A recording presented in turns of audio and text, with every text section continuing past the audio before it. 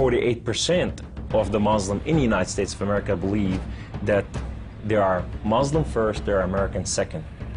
Our purpose is to change this culture because they're infidel, and what they're doing is not pleasing to Allah, and we are the soldier of Allah who will make them do it. Kamal Saleem was born in Lebanon to a devout Muslim family. As early as 4 years old, he remembers sitting at the kitchen table while his mother taught him about the Quran and his duty to Allah and jihad. From my childhood, my mom said, one day you'll be a martyr, my son. You will die for the sake of Allah and you will exalt Islam.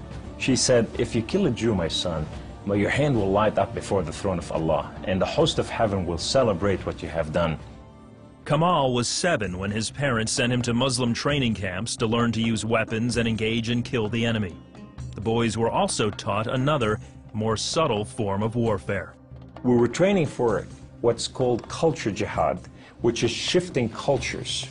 Culture jihad is, it's unlike the sword, unlike the rifle, it is the jihad that will come into your world. By his 20s, Kamal was chosen to wage cultural jihad on America. In Islam, liberty, freedom, monarchy, all these are idols, and these must be brought down. So the liberty that you have in the United States of America, it's anti-Islam. You know, so America must be changed. So I moved to the Bible Belt specifically. The Bible Belt was the strongest of strongest. That's where the stout Christians are. And I want to take on the best of the best because I considered myself as a sword of Islam. I thought I'm anointed, I'm unique, I'm selected. I'm coming to a country and a culture to change it, and I have the power of Allah with me. In the early 1980s, Kamal entrenched himself in a small Midwestern town. He began targeting men from poor neighborhoods to recruit them to the Muslim faith. But one afternoon, his life would be in the hands of those he hated the most. I was going from one place to another to do a recruitment, and that day I had a car wreck. The car wreck was so severe, I ejected out of my car, landed on my neck, broke my neck in 2 places. This man came running to me, and he said, don't worry, we're going to take care of you, and everything's going to be all right. The ambulance came and picked me up, and now I go to the hospital. The orthopedic surgeon in the emergency room looked at my chart, and he just said, son, we are going to take care of you, and everything's going to be all right. The second day, I wake up in the hospital, and this head of physical therapy, come and read my chart, and he turned around and he said the same thing, word for word, we are going to take care of you. At first, Kamal was frightened by their words, because these men were all Christians. You see, in terrorism, if they said we're going to take care of you, you'd better run. Surgeries to repair Kamal's broken neck were successful, but recovery would take weeks. After being discharged from the hospital, he would need someone to care for him while he recuperated. Kamal had no one, so the orthopedic surgeon opened up his own home to this stranger. In his home, they put me in their choicest room, in the most beautiful thing. I became like part of their family. They didn't see me any different, and now they have a basket set for Kamal. They put in money to free my bills from the hospital. Kamal was overwhelmed with the outpouring of Christian love. As he recovered, he began to help out around the house with cooking and cleaning. They have Jewish friends, they came from Israel, that they support, you know. And now I'm hugging Israelis and I'm cooking for Jews. I'm going, what has happened to me?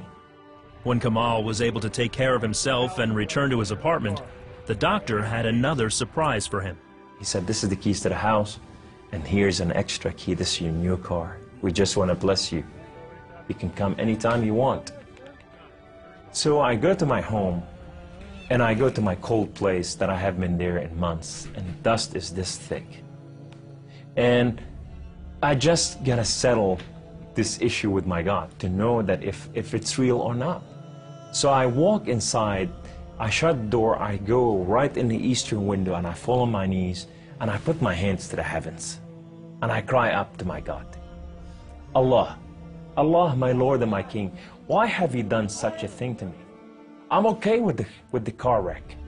I'm okay with all this, but why did you put me among Christians? I'm confused. These Christians and Jews, they're good people. There's nothing wrong with them.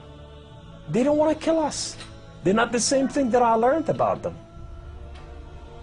Allah, these people have relationship with their God. These people, they cry out to the God and they answer them.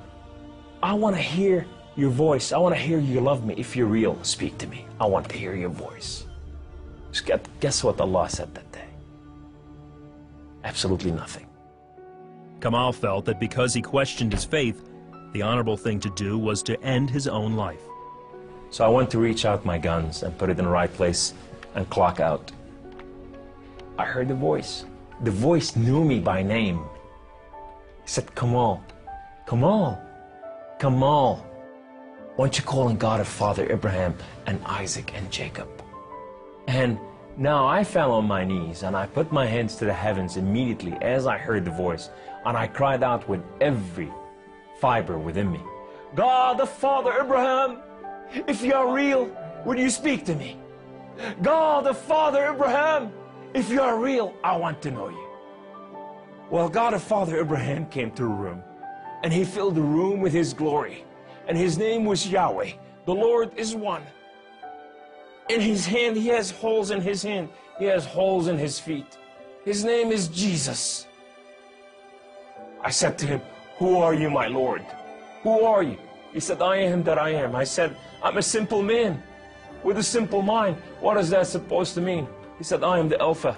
I am the Omega. I am the beginning. I am the end. I am everything that is in between. I have known you before I formed the foundation of the earth. I have loved you before I formed you in your mother womb. Rise up. Rise up, Kamal. Kum.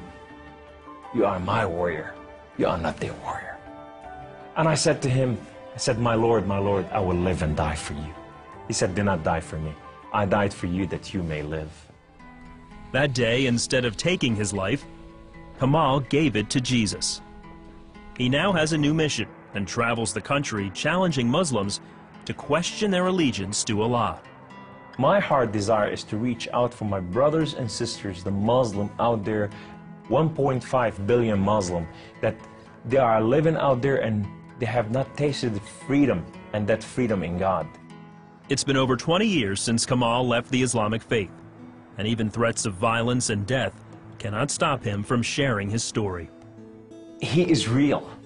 You know, and if you never experienced God before in your life, if you never tasted God, and if you think you got nothing to lose, when you're sitting in your home, whether you're a Muslim or a non-Muslim or a non-Christian or whatever you are, say, call on God of Father Abraham and Isaac and Jacob, and say, if you are real, speak to me, I want to hear your voice.